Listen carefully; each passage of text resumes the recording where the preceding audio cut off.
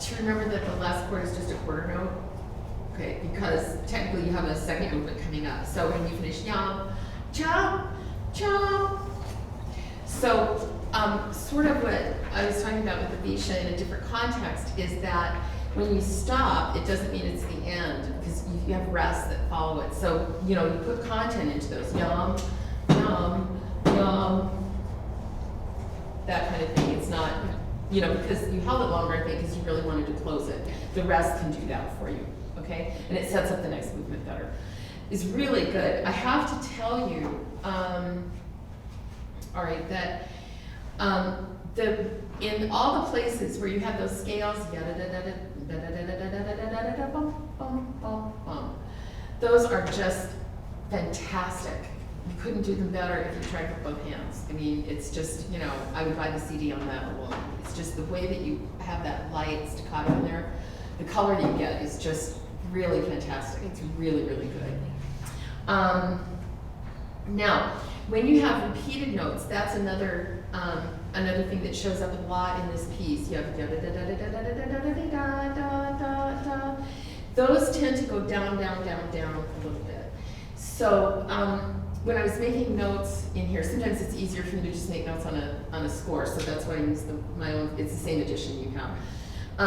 Is that what I'll put in there is arrows going like this, jump, jump, jump, jump. So that so that it has a yum, bum, bum, bum, da da da da da da, so that it's not a down kind of thing. So we call it leapfrog instead of pogo stick.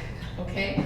I'm going to let you take your score here. Okay. So because I've got the same measure numbers and everything, and then we can stop and start without having to run back and forth. So let me give this to you. Okay. And you can just hang on to it. You can lay it flat or put it up, but that way we can start and stop a little more easily. So, since we're talking about recap, let's go ahead and start there. Can you start measure 103?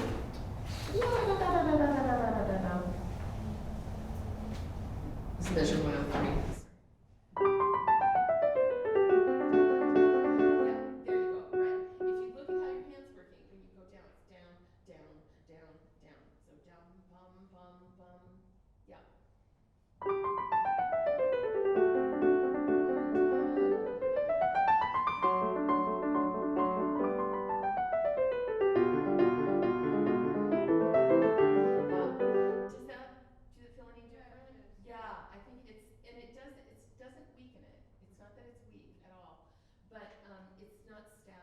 And it can get static because it's the same chord for 4 beats and the same note for 4 beats. So it helps it to move.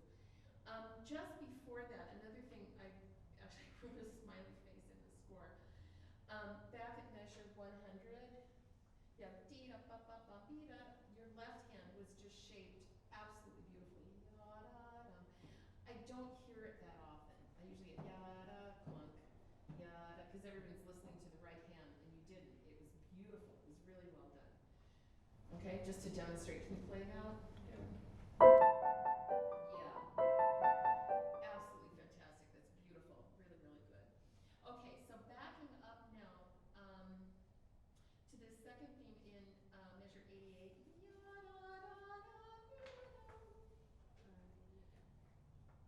think it's right at the top. Yeah. So what happens here is I want you to think about the same thing. It's kind of similar stuff that we've talked about earlier today too, is to let the phrase get shaped by your arm a little bit more. Trying to, because you're shaping it, but you're shaping it by manipulating the dynamic. Okay? So I know how you want it shaped, but what's happened is that this is blocked off. So all we get is louder and softer. So just let your arm do the shape for you, okay? And just try that. And float the ending. Yeah. So what happens on the downbeat of 89 and again on 91 is that you kind of smack it. Ya-da-da-da. And then what I see in your hand, ya-da, this is good. And then da-da-da, ya-da-dee-da-dee-da-dum. Let it continue. You can make the break or whatever, and you can grow to that, but let your arm take care of it. So we don't get, okay, because if you don't have a little flexibility, then you're going to get a punch in the nose sound, okay? Try it again.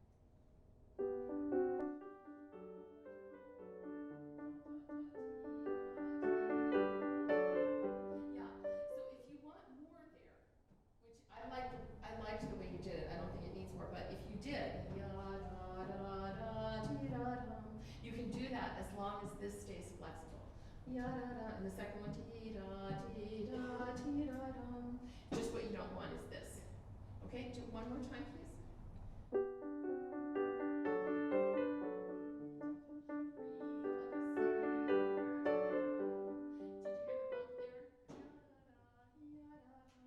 Okay, last time.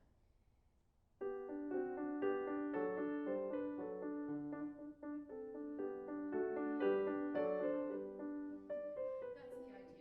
Yeah. So once you sort of get a sense in your head of how you want that to sound, but just to take the edge off of it just a little bit.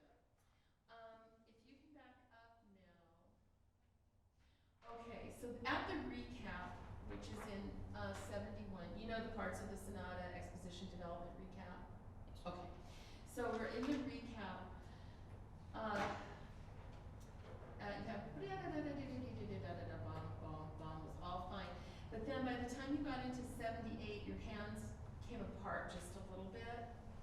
So when you have that kind of thing where you have to make sure that your hands line up, you have to decide which hand is going to lead. By leading, I don't mean which hand is louder. Okay, it's which hand sets the rhythm and which hand follows. It's different for different people, but if you don't do that, it's really easy for them to kind of pull apart, which they did. Is 75 an okay? Can't see. Yeah, 75. Is that okay?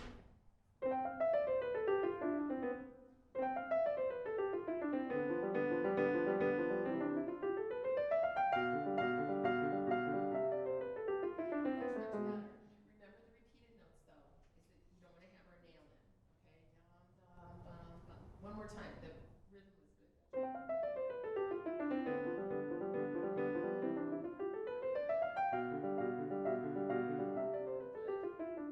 That was great. That was terrific. One other thing I'd like to compliment you on is your tempo when you shift between duples and triples. I can almost take it to the bank when I hear this piece that there's going to be tempo issues of switching between duple and triple, which is hard. And there was not a single instance in the whole piece that happened with you. It's steady like the Rock of Gibraltar. So congratulations, very very good and not easy. Okay, let's see. Let's back up a little bit before the recap. How's 59?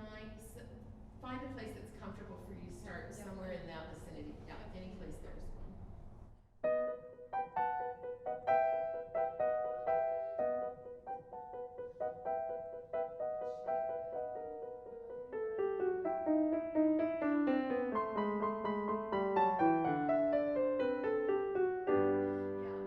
Yeah, that was better that time. What I wrote in the score is that forte, when you do it in two hands, in 65, yeah. These numbers are so small, 65.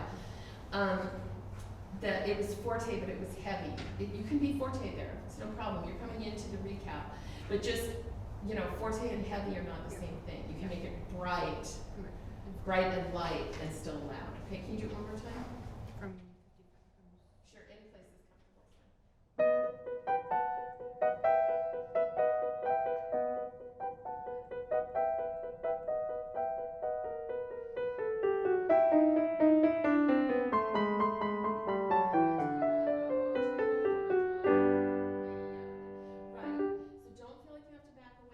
But just remember, it's just, you don't want to carry 20 pounds of potatoes into there, okay? I also like the beginning of the development section. That worked really nicely. Anywhere you have staccatos, bum, bum, bum, are really, really well done.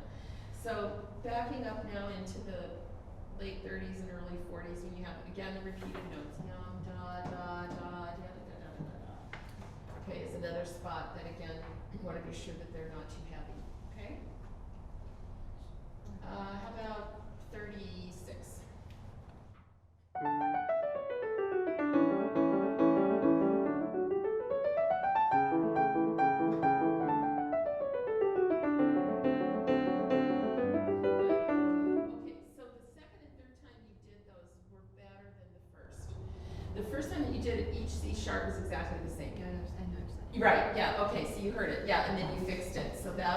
was excellent, really good.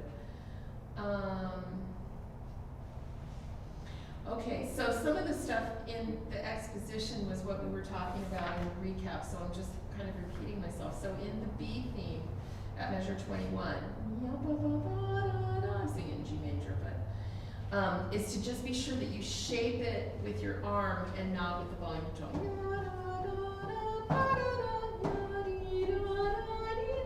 Just like a singer. Can you start the upbeat to measure 21?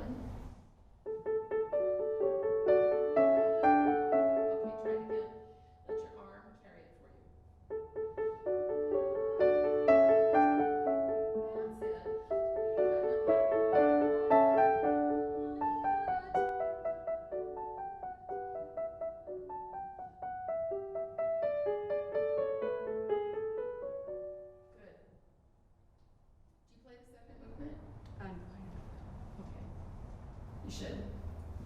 I've listened to it today. I listened to your spare time. Good. Other than that, I don't have a whole lot to say because those were important things, but you're able to fix them really quite quickly. One of the other things that I really like a lot about your playing is that you know what's going on in the left hand, that you shape the left hand.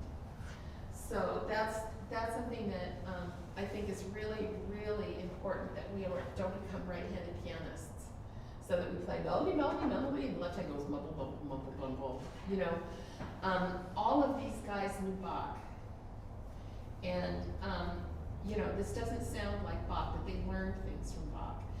Beethoven learned from Mozart, who learned from Haydn. They all knew Bach. They all did, and so there's always counterpoint going on. You know, they all studied counterpoint. I tell my theory students at Boston College, you know, everybody studied this, right? Yes, you do.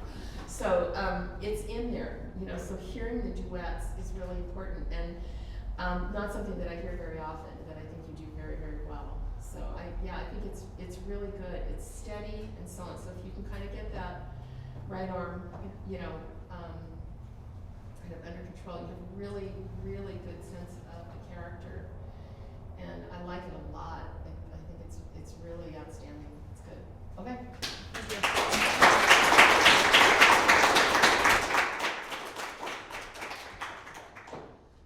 Does anyone have any questions?